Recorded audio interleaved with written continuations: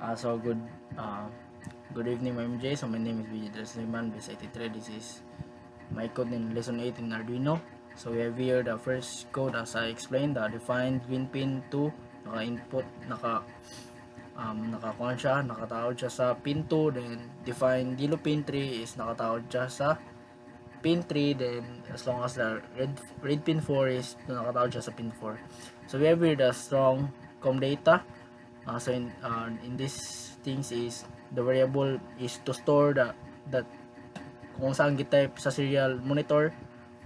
Then we have here the int last length is equals to 0, then void setup, then pin mode green pin output, then pin mode yellow pin output, then pin mode red pin output. So in this case is to set the lead pins output kay mag-output man sila og since mag-output sila og kuryente.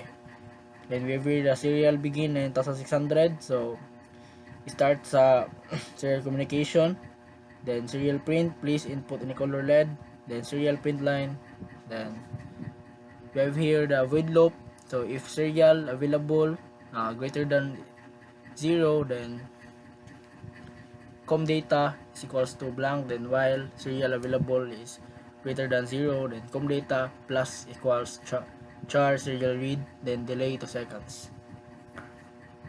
So if com data is equals to red, then digital write red pin high, then digital write green pin low, then digital write yellow pin low. So in this case, if ang red pin is high, then mo-on ang red LED. Then if digital green pin is low, is mo-off ang green LED. Then yellow pin low, then mo-off ang yellow LED. So so else if com data is equals to yellow, though in this case if yellow ang gi-type, yellow LED para so ang yellow LED kay ang musiga. So if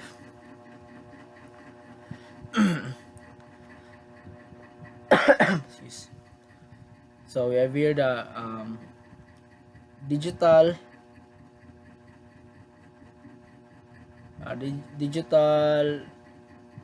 so else if com data is equals to yellow, then else if is com data is equals to green, then digital write red pin low, digital write green pin high, then digital yellow pin low. So else again, then digital same thing with this with these things. So digital write red pin low, then digital write green pin low, then digital write yellow pin low. So in this case is to off tanan LEDs. So that's all. Then proceed to the output. So this is the output of my Arduino.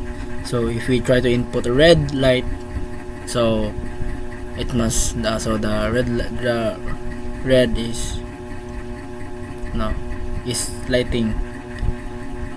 Then if we input yellow,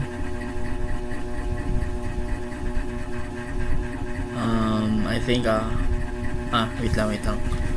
So if we try to input again yellow in this code is then the yellow must go on. Then if we try to input again another one, the green one, then